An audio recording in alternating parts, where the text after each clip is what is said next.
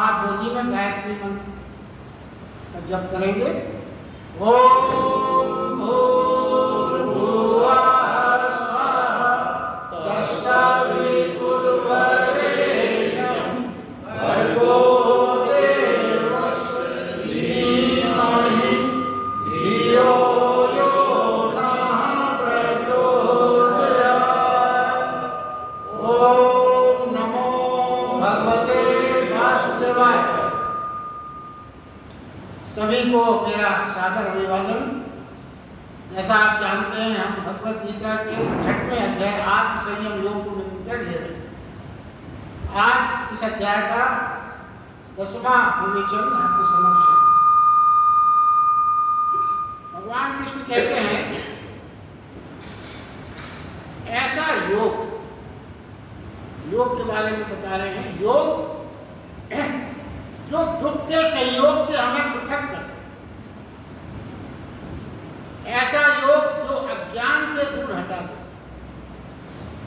ऐसा योग जो संसार के मोह को तोड़ दे, ऐसे योग को साध लेना तो प्रत्येक का कर्तव्य है।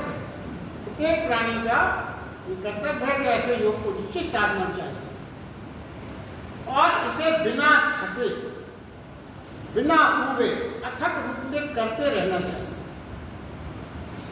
अब यहाँ पर देखिए, दो शब्दों पर विशेष विचार करने योग्य है। क्या कहा गया? बिना थके और बिना ऊबे। अगर हम इसका विश्लेषण करें तो एक सत्यता जो बहुत स्वाभाविक रूप से सभी जानते हैं, मनुष्य का मन ऊबने में बड़ी जल्दी करता है, बड़ी जल्दी हम ऊब जाते हैं। मनुष्य का बुनियादी गुणों में शीघ्र ऊब जाना भी उसका एक विशेष गुण है। अब देखिए, पशु कभी नहीं ऊबते। पशु एक सा रहेंगे, एक सा ही खाना खाएंगे, जीवन भर वो घास एक जगह उनको बता दिए, पूरा जीवन उसी में कट जाता है, उनको उसी घास में एक जगह वो रहेंगे, एक साथ खाना खाएंगे, सारा जीवन को एक साथ बिताते रहते हैं, कभी उठते नहीं। तो मनुष्य ऐसा कर सकता है? ये संभव नहीं है। मनुष्य बड़ा उठ जाता है। आपकी पसंद की सब्जी भी अगर आपको 2-3 दिन लगातार खिला दिया है तो आप उससे तो क्या है? और एक और सच्चाई है, प्राणी जो है, मनुष्य जो है, दुख से ही नहीं सुख से भी उठ जाता है। खाली अपन ये सोचते दुख से आदमी होगा, नहीं, सुख से भी उब जाता है। धन, कीर्ति, सौंदर्य जो भी मिल जाती है सौभाग्यवश, उसका उपयोग करते करते उनसे भी वो उब जाता है।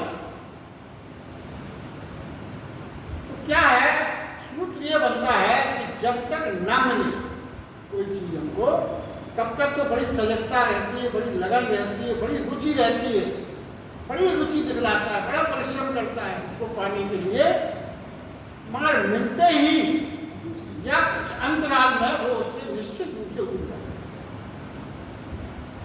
यानी और सरलता से समझे, इंतजार में कभी नहीं उठता, मिलन में उठता।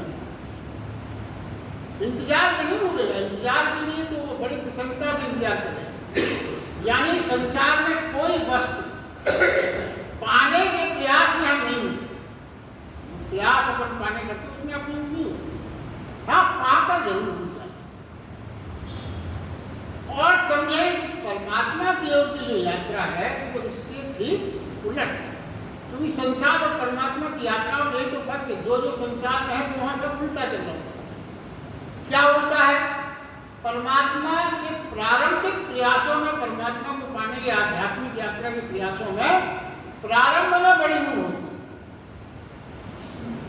कोई भी आध्यात्मिक यात्रा प्रारंभ करें या परमात्मा के पाने की जो भी आप साधना तक कुछ भी करें, प्रारंभ में बड़ी ऊब होती है, मन नहीं लगता है, मन उचक ऊब सा जाता है। और मगर एक बार पाने के बाद यदि आपकी साधना सफल हो तो पाने के बाद ऐसा आनंद मिलता है कि फिर वो जीवन पर्यंत कभी नहीं हुआता।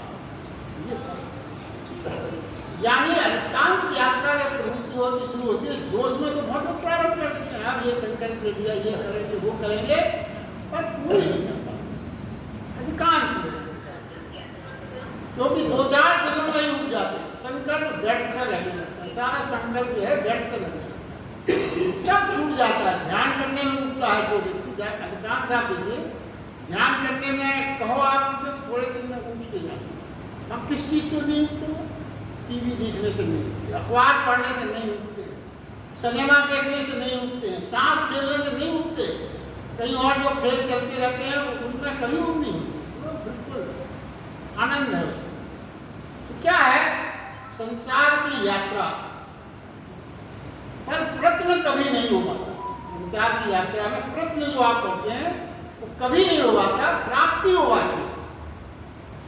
और परमात्मा की यात्रा में प्रयत्न हो पाता है मगर प्राप्ति नहीं हो पाती। प्राप्ति, परमात्मा की प्राप्ति के बाद तो उठने का कोई प्रश्न ही नहीं है। फिर तो आप इतने आनंद में डूब जाते हैं कि फिर तो आपका जीवन ही बदल जाता है। इसलिए भगवान कृष्ण ने बार बार ये बात कही है इस श्लोक में, बिना ऊबे श्रम करना कर्तव्य है। बिना ऊबे श्रम करना कर्तव्य है और करने योग्य है ये। तो अर्जुन से उन्होंने ये बात कही। फिर वो ये बात भी जोड़ते हैं कि करोगे तो जान लोगे, पर नहीं करोगे तो नहीं जान पाओगे। खाली मात्र जान लिया तो जानने मात्र से कभी किसी को ज्ञान नहीं होता। पढ़ लिया, समझ लिया तो सोचो किसी ने ज्ञान लिया, ऐसा नहीं होता। वरन होगा तो इसमें क्या होगा, और करने में क्या है, बिना किए होता नहीं है, करना होगा ही आपको, बिना ये नहीं होगा। तो करने में सबसे बड़ी जो कठिनाई है वो क्या है, ऊब की ही सबसे बड़ी। तो करने की प्रक्रिया में ऊब होना ही सबसे बड़ी कठिनाई मानी गई। और अथक श्रम की बात जो कही गई, 2 शब्द बताए थे, ऊब और अथक श्रम। अथक श्रम क्या तात्पर्य है? प्रतीक्षा करने की अनंत क्षमता, यही है अथक क्रिया। सबरी के बारे में आपने सबने सुना है, प्रतीक्षा की अनंत क्षमता सबरी में थी, अनंत क्षमता। वैसी ही क्षमता की बात की, प्रतीक्षा की अनंत क्षमता। कब घटना घट जाए कोई नहीं, प्रतीक्षा करना पड़ेगा, कहा नहीं जा सकता। या तो घटना हो सकता है एक क्षण में घट जाए, या हो सकता है जन्मों में, मगर आपको प्रतीक्षा करने की बात कही है। देखिए, और इसमें क्या है, एक क्षण में भी घटना घट सकती है। एक जज साहब थे, वो रोज शाम को घूमने निकलते थे, वो एक झोपड़ी सी थी, उसमें गुड़िया और बेटी उसमें रहती थी, रोज घूमते थे, कभी उन्होंने ध्यान नहीं दिया। पर एक शाम जब हो रही थी तो गुड़िया के अंदर से आवाज आई, सांझ हो गई, अब कब दिया जलाओगे, इतनी सांझ हो गई, दिया कब जलाओगे। इस एक छोटे से सेंटेंस में जज साहब का जीवन घटना घट गई। उन्हें ये लगा कि मेरे जीवन की सांझ हो रही है, उन्हें दिया कब जलाऊंगा, कब मैं अपने प्रभु के मार्ग की ओर की यात्रा का प्रारंभ करूं। मतलब ऐसी, मतलब जीवन में कहने का मतलब किस क्षण घटना घट जाए, मगर उसकी प्रतीक्षा करने का धैर्य होना चाहिए। और वो कहते हैं, अगर आपने तय कर लिया कि आप ऊब को नहीं आना, प्रथम संकल्प यही है। आध्यात्मिक यात्रा का पहला संकल्प यही है कि हम ऊब को नहीं आने।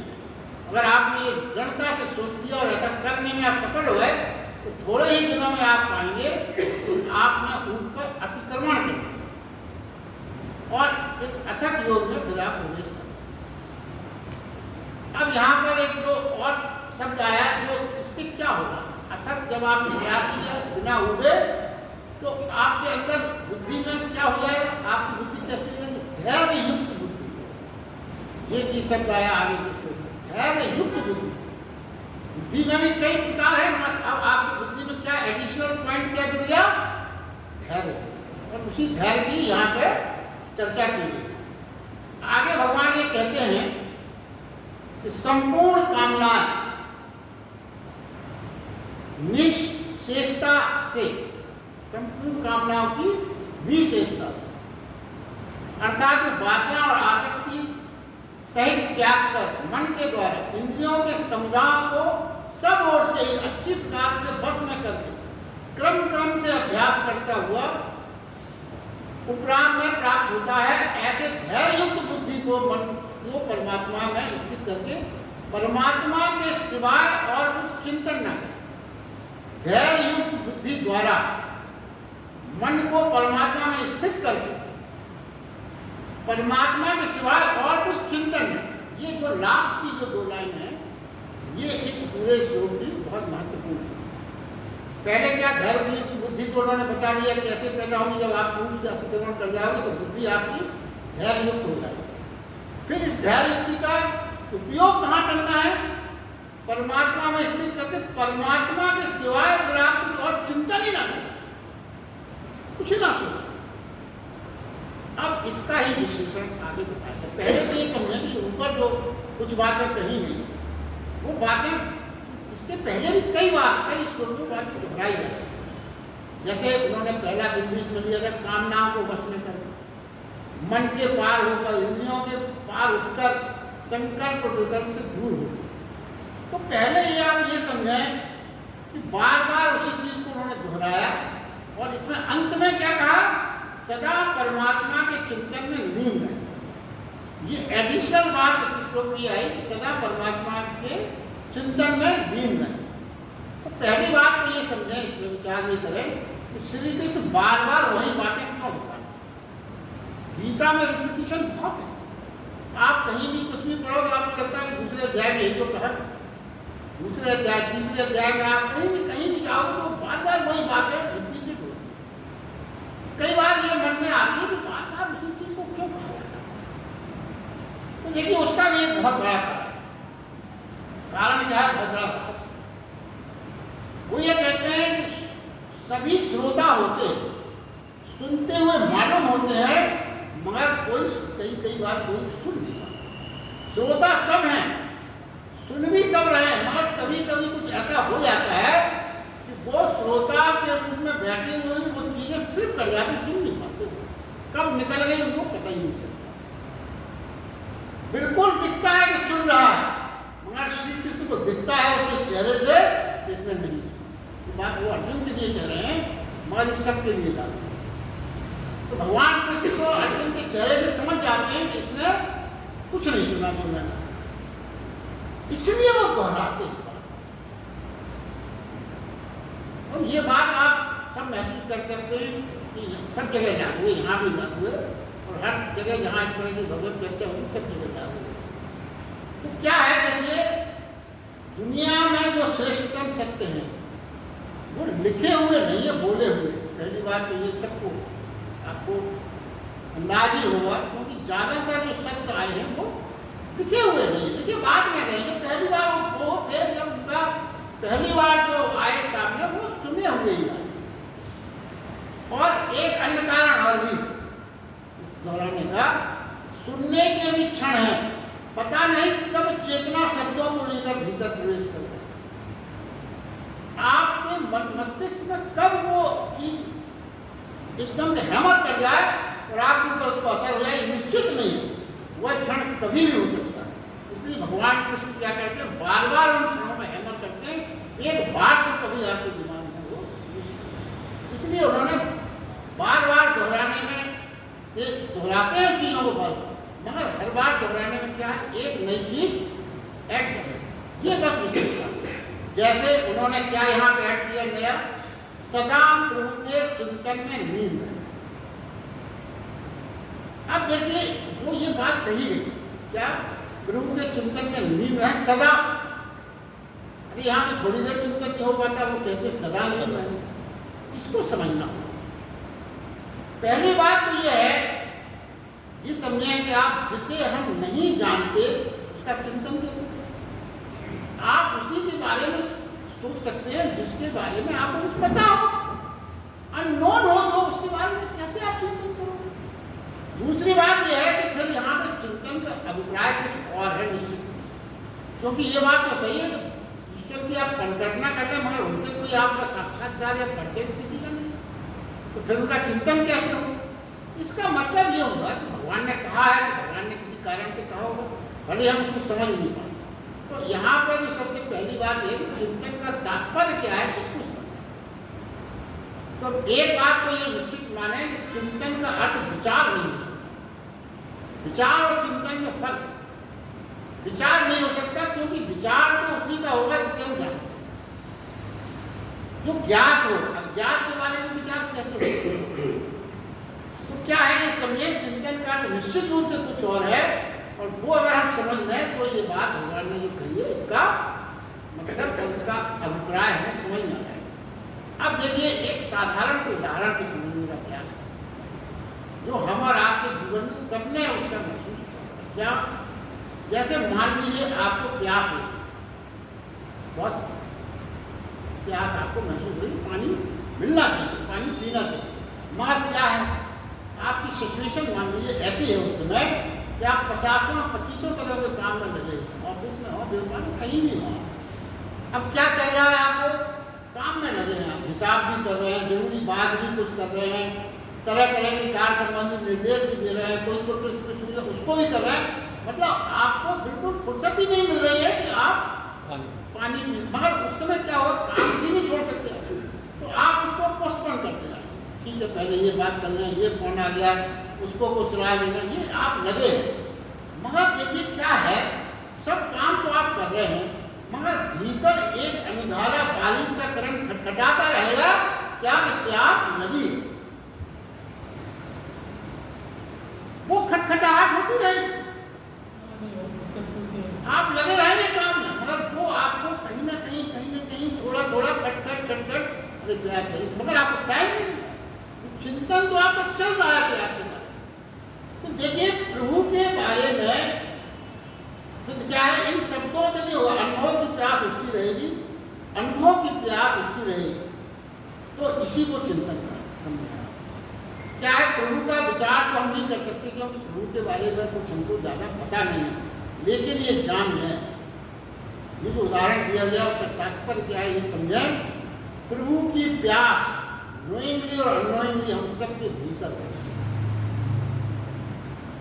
क्यों? मनुष्य योनि ही आपको कारण सिर्फ इसलिए प्राप्त हुई है कि आप में प्रभु की प्यास का जागरण के भाव थे, इसलिए आप मनुष्य योनि में आए। किसी और योनि में परमात्मा की प्यास का कोई उदाहरण नहीं। तो आपको जब जन्मी उस कारण मिला है, अब वो नोइंग हो या अनोइंगली हो, प्यास तो हर व्यक्ति में प्रभु की होती है, सबके भीतर होती है। कोई भी प्राणी प्रभु के प्यास के बिना पैदा ही नहीं हो सकता, ये सुनिए, पैदा ही नहीं हो सकते आप मनुष्य रूप में यदि आपके अंदर प्रभु की प्यास ना। हाँ, ये संभव है कि प्रभु की प्यास की व्याख्या हम कुछ और करें, ये बहुत महत्वपूर्ण तथ्य हम चर्चा करने जा रहे हैं।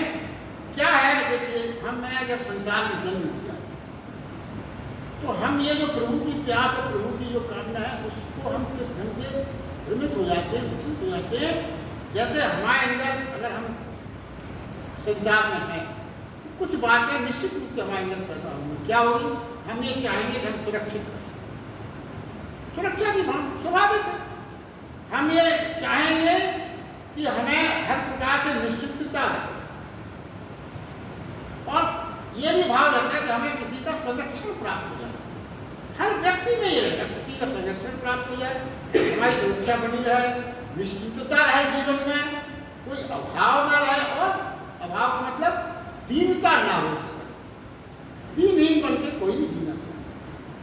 अब ये भाव होना मनुष्य में स्वाभाविक है, मगर होता क्या है, इन भावों का होना तो स्वाभाविक है, मगर इनको प्राप्त करने की जो हमारी प्रक्रिया है उसमें भूल हो जाती है। क्या भूल हो जाती है? हम इन चारों चीजों को जो चर्चा की गई उसको हम किससे प्राप्त करना चाहते हैं? धन से प्राप्त करना चाहते हैं। हम ये सोचते हैं अधिकांश प्राणी कि धन होगा तो सुरक्षा हो जाएगी, धन होगा तो हमारा जो है हमको हर तरह से निश्चिंतता हो जाएगी, संरक्षण प्राप्त हो जाएगा। हम कैसा भी संरक्षण प्राप्त कर सकते हैं यदि हमारे पास धन है, हमारी दीनता मिट जाएगी क्योंकि हम बड़े। मगर देखिए एक बात तो पहले ये समझ ले, कितना भी धनी व्यक्ति हो, दीनता कभी नहीं मिलती। तो आप जितने भी धनी होंगे, कोई ना कोई ऐसा व्यक्ति आपको इस संसार में दिख जाएगा जिसके सामने आप अपने आप को दीन मानो। और ये होता ही, कितने आप धनी हो, एक ना एक या कई व्यक्ति ऐसे दिख जाएंगे आप उनके सामने अपने आप को बिल्कुल छोटा महसूस करेंगे। तो दीनता का भाव कभी धन से दूर नहीं होता। फिर ये क्या है जो समझा रहे हैं, वो ये समझा रहे हैं कि ये जो आपकी भावना है सब प्रभु को पाने के लिए है, मगर आप भटक गए। अगर आपको प्रभु का संरक्षण प्राप्त हो जाए तो उनकी मालिकियत में अगर आप जुड़ गए उनसे, तो जितनी चीजों का मालिक प्रभु है वो सब मालिकियत आपको मिल गई, तो फिर क्या सुरक्षा और क्या संरक्षण और क्या आपकी निश्चितता और क्या दीनता, सब खत्म। मगर होता क्या है कि हम धन की ओर बढ़ जाते, इतना ही है। और वो दूसरा कहते हैं पद की चाह। अरे भगवान से जुड़ने में तो आपको परम पद मिल गया, परम पद मिलने, और अपन क्या करते हैं प्रभु पद की चाह में, क्या हमेशा अपन एक हर व्यक्ति की क्या है, कुर्सी की चाह है, ये कुर्सी हमें युद्ध ही आजकल आप देखो कुर्सी के लिए चल रहा है। मगर उस कुर्सी को, जिस कुर्सी पे कोई भी कितनी महत्वपूर्ण कुर्सी पे बैठ जाए संसारिक, उस कुर्सी से गिराने वालों की संख्या अपने आप पैदा हो जाती है। और वो जो बैठा है कुर्सी पे वो भी निश्चिंत नहीं रहता, वो भी भयभीत रहता है कि पता नहीं कब मेरी कुर्सी मुझसे छिन जाए, क्योंकि छीनने वाले लगे हुए। अरे वो प्रधानमंत्री की कुर्सी देख रहे, किसी की कुर्सी अनुभव है। तो वो ये कहते हैं कि अरे तुझे अगर परम पद ही चाहिए, सर्वोच्च आसन चाहिए, तो क्यों ना तू भगवान से जुड़। भगवान से अगर तू जुड़ जाएगा तो परम पद की जो तेरी तलाश है वो पूरी हो जाएगी। और फिर उसके साथ बैठने का अगर तुझे अनुभूति हो गई, फिर तुझे कोई उतारने वाला है, कौन उतारेगा। तो ये है, इस प्रकार की जो गलत व्याख्याएं हमारे जीवन में हो गई, इस गलत व्याख्या को तोड़ने की जरूरत है। और हो सका तो आपके भीतर जो चिंतन चलने लगेगा, तो फिर ये अगर चिंतन जो परमात्मा का चिंतन है तो चलने लगेगा 24 घंटे, तो वो क्या दुकान, क्या घर, क्या ऑफिस, सोते जागते काम करते विश्राम करते, भीतर एक खटक सी चलती रहेगी प्रभु की, और इसी खटक का नाम चिंतन।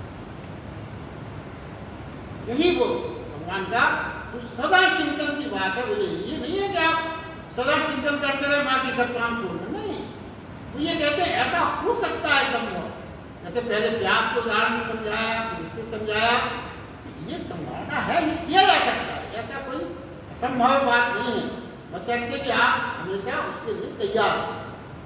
फिर आगे वो ये कहते हैं कि जिसका मन बस में न हुआ उसको चाहिए कि इसके न रहने वाले चंचल मन जिन जिन कारणों से संसार पदार्थ में गिरता है, उसे रोक कर, मन को रोक कर परमात्मा में उसका विरोध करें। अब देखिए इसमें जो सबसे इम्पोर्टेंट शब्द है, ये गीता के श्लोक में क्या है, अगर आप बहुत गंभीरता से और डीप भी पढ़ेंगे तो आपको लगेगा कि ये शब्द क्यों आए। एक भी शब्द भगवान ने बिना किसी खास अर्थ के नहीं लिखा।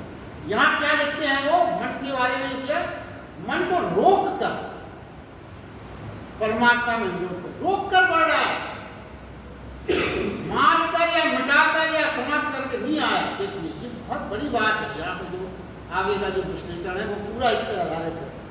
तो पहले देखिए मन को उन्होंने ये नहीं कहा मन को समाप्त कर दो, मिटा दो, खत्म कर दो, तभी हमारे ऊपर रोक लो, बस रोक कर मेरा चिंतन। क्या मतलब हुआ, पहले आप ये स्पष्ट कर लें कि मन प्राणी के व्यक्तित्व को, मन जो है मन प्राणी के व्यक्तित्व में चारों ओर घट रहा है, मन के बिना कुछ हो ही नहीं सकता।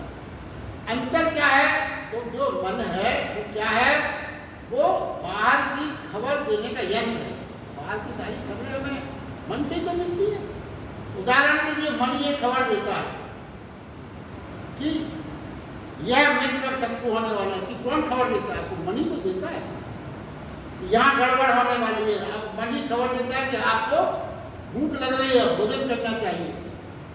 रास्ते में कांटे बिछे हुए, आगे गड़बड़ है, ये सब की खबर कैसे मिलती है हमारा, तो मन से ही मिलती है। मन ही का ये काम है। तो यदि मन ये ना करे तो जीवन असंभव हो जाएगा। जो मुख्य बात ये बता रहे हैं कि अगर मन ये सब काम ना करे तो जीवन असंभव हो जाएगा, जीवन चल ही नहीं सकता।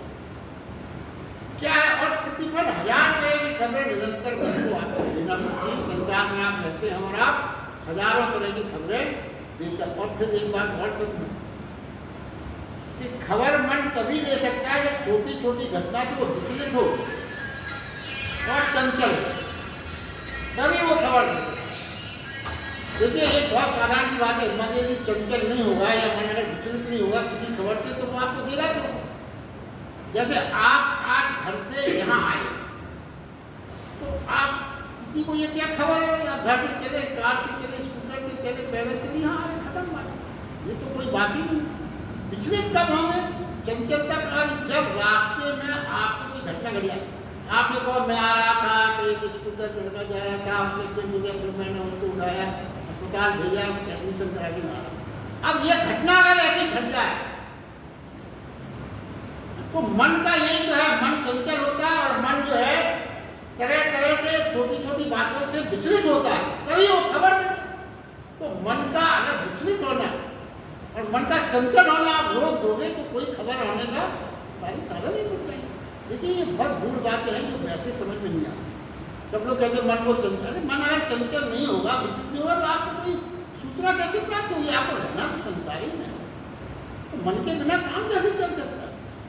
तो इस चंचल मन से खतरा कब हो जाता है?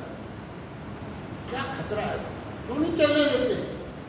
जब हम इसी मन से परमात्मा को जानना चाहते तब खतरा हो जाता है। क्यों खतरा हो जाता है? जाने कि ये क्यों संभव नहीं है कि चंचल मन से आप परमात्मा को नहीं जान सकते, ये क्यों करते? संसार देखिए उसका कारण होता है, संसार पृथ्वी पर बदल रहा है, परिवर्तन हो रहा है। परमात्मा क्या है? परमात्मा सनातन है, शाश्वत है, अपरिवर्तनशील सर्वदा। तो मन संसार को जानने में समर्थ है, सहयोगी है, पर यही मन परमात्मा को जानने में व्यर्थ है और बाधा है। क्योंकि मन उसी चीज को समझ पाएगा जो परिवर्तनशील है, परमात्मा अपरिवर्तनशील है, शाश्वत है, इसलिए उसको जानने के लिए उसका कोई रोल नहीं है।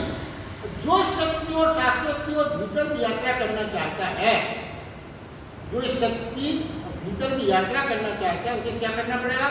उसे मन को ठहरा कर, उसकी चंचलता को रोक कर ही भीतर की गति करना चाहिए। रोक कर, ठहरा कर ही वो भीतर की यात्रा कर सकता है, वरना वो बाहर की यात्रा के लिए तो मन परफेक्ट है, आदर्श है, आवश्यक है। तो ये समझे क्या है जो बताना चाहते हैं, क्योंकि तो भगवान ने हमेशा ग्रस्त संसार में रहने का विरोध नहीं किया, इसलिए वो ये बात कही जा रही है। मन को मारना नहीं है, जैसा हम समझते हैं कि बिना मन को समाप्त किए, बिना पूर्णतः निष्क्रिय किए हम भीतर की यात्रा नहीं कर सकते। ज़्यादातर ये जरूर सिखाता है, या ज़्यादातर हमारे मन में ही भाव रहती है तो मन को पूरा निष्क्रिय कर देंगे, पूरा मार देंगे, पूरा समाप्त कर देंगे, जब भीतर की यात्रा होगी। मगर वो क्या कहते हैं कि बाहर संसार और भीतर परमात्मा। भूल ये होती है जब प्राणी परमात्मा की ओर जाता है तो यदि मन को मार दिया तो वो संसार से टूट जाता है। ये जो वैराग्य की पुरानी परंपरा बताई है ना, उसमें क्या होता है? संसार से टूट गया। और अगर इतना गतिमान हो जाए कि चंचलता उसकी रुके ना तो वो क्या होगा? तो परमात्मा से टूट जाए। अब क्या है, तो जाने भगवान कृष्ण का अभिप्राय का एक सम्यक व्यक्ति को वो माना गया जो मन का मालिक हो जाए। हमेशा भगवान ने यही कहा कि मन को जीत लो। जीतने का मतलब क्या है? मन के मालिक हो जाओ। तो मालिक होने की जो बात कही गई, अब अगर आप किसी को मरा हुआ मान लोगे तो फिर क्या मालिक? आप उसी चीज के मालिक तो हो सकते हो जीवित हो। अब कोई नौकर हुआ तो मर गया तो आपके आदेश में नहीं गया तो क्या मलकियत है? कोई कुछ क्या पैदा होगा? तो कहते नहीं, वो मारना नहीं, मरी हुई चीज में क्या मलकियत मानोगे? आप नहीं सकता है। फिर मलकियत का अर्थ क्या है? स्वेच्छा से मन को गतिमान या गतिहीन प्राप्त करने की क्षमता प्राप्त करना। स्वेच्छा से मन को गतिमान, गतिशील या ठहरना, इसकी क्षमता आपको प्राप्त करना है, इसी को मन को जीतना माना जाएगा। और मन को आपने मन को जीत लिया या मन पे आपकी मालिकियत हो गई, जब ही माना जाएगा जब आप चाहें। तो जैसे स्विच आपने ऑन कर दिया, ऑफ कर दिया, बिजली आपके हाथ में। स्विच ऑन कर दिया, मन चंचल, मन की जरूरत नहीं, आप कर दिया बंद। ये है मन। जब आपको परमात्मा की ओर यात्रा करना है तो मन का स्विच ऑफ कर दिया, मन ठहर गया। जब संसार की ओर यात्रा करना है तो उसको ऑन कर दिया, तो संसार के काम निपटा दिया।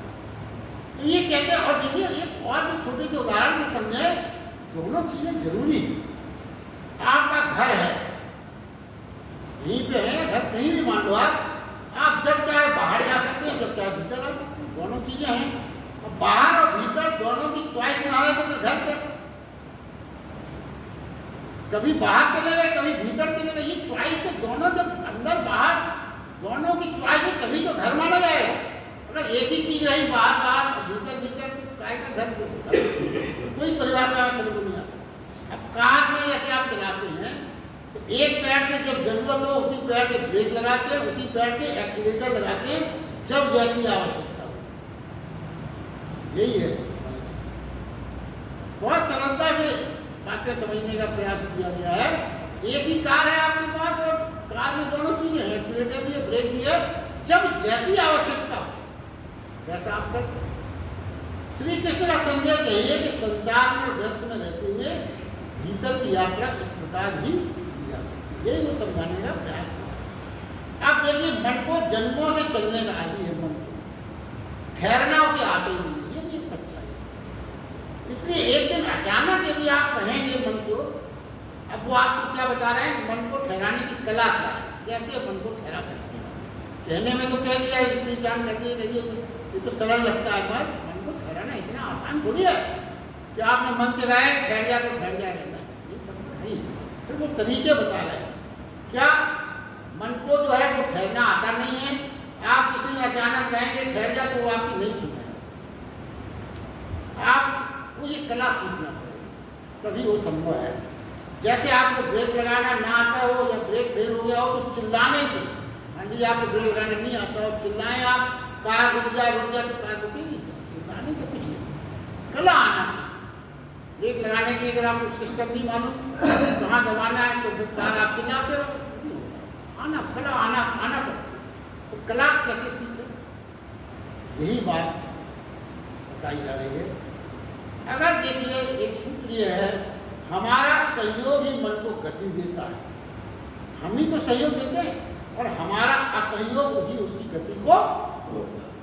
हमारा ही सहयोग, जैसे फिर जिस वृत्ति को जितना चलाना हो उतना सहयोग करते हैं, जितना चलाना हो किसी वृत्ति को उतना आप सहयोग करें, उसी वृत्ति के रंग में रंग ना जाए हमारा, यानी राग पैदा ना हो, राग ना बने तो ये गति तीव्र हो जाएगी। क्या है प्रयोग ये करें, जिस वृत्ति के साथ मन दौड़ रहा हो, ये न करें कि रुक जा उस वृत्ति से अपना तादाद में तोड़। देखिए क्या है, जैसे पैर है आपके पास, पैर का काम चलना है, मगर ऐसा थोड़ी सकता पैर का है कि मेरा काम चलना है भाई, मैं तो बिना चल नहीं रह सकता। जब आप उसको सहयोग करेंगे चलने तभी पैर चलेगा। तो एक बात तो ये स्पष्ट हो गई। तो अब ये तादाद में तोड़ने की जो बात कही गई वृत्ति से, उसका मतलब समझें क्या है। जैसे मन में आपको क्रोध आ रहा हो, ऐसा ना समझें क्या बात कही गई मुख्य, मैं क्रोध कर रहा हूं, क्या करें, देखें कि मैं दूर खड़ा देख रहा हूं तो मन को क्रोध आ रहा है। यानी क्या बात है कि आप जरूर विटनेस बन जाए, साक्षी भाव। ये साक्षी भाव की बात आ रही है, कई बार चर्चा में आई, साक्षी भाव ये पैदा करें, विटनेस हो जाए। और क्या है, जैसे ही आप कह सके कि तुम चलो, मैं तो मात्र देखने वाला हूं, चलने की ताकत उसकी कम हो जाएगी। इधर आया साक्षी भाव, उधर गया मन। जैसे ही आपने साक्षी बन के अपनी घटने वाली घटना, क्रोध अगर आप कहें क्यों क्रोध कर रहे हैं, मैं तो मात्र देखने वाला हूं, तो क्रोध की इंटेंसिटी अपने आप समाप्त हो जाएगी, कम हो जाएगी। मन से लड़ने की जरूरत नहीं है। जैसे वही बात कही गई कि पैर चलने के आदि है, मगर आप नाक सुबह हो, जब तक आप न चाहें तो पैर अपनी इच्छा से चल नहीं सकता। तो मन को अगर आप सहयोग नहीं देंगे तो मन फिर नहीं चल सकता। ऐसा ही नियंत्रण होगा मन पर, गति दें संसार की आवश्यकता अनुसार, लेकिन ऐसा ही नियंत्रण होगा मन पर। गति दें संसार में आवश्यकता प्रवेश किया, राग से जब जरूरत हो, जब गतिहीन किया और परमात्मा की ओर चलते। जब आपकी यात्रा है अंदर की तो उसको गतिहीन कर दो। हमें संसार और परमात्मा के प्रति शत्रुता का भाव नहीं रखना, न संसार के प्रति शत्रुता न परमात्मा के प्रति शत्रुता। वो एक दूसरे के लिए बाधक प्रतीत नहीं होते, एक दूसरे के सहयोगी। अधिकांश समय सोचते हैं कि ये दोनों शत्रु हैं, एक रहेगा दूसरा मृत्यु जाएगा ना। भगवान ने कहा दोनों एक साथ हैं, दोनों एक साथ के सहयोगी हैं। ये एक आर्ट है, कला है जीवन की। और मात्र इतनी है तो मालिक हो जाओ, जब चाहे जुड़ सको और जब चाहे हट सको। मालिक होना यही तो है, जब चाहे जुड़ जाए जब चाहे हट जाए। मालिकियत इतनी कि एक इशारे में हवा का रुख बदल जाए, इतनी मालिकियत। चेतना दूसरी ओर बहने लगे। वो कहते हैं ऐसे स्वतंत्र चित्त वाले व्यक्ति को ही प्रभु की उपलब्ध होती है। आज के लिए बस इतना ही।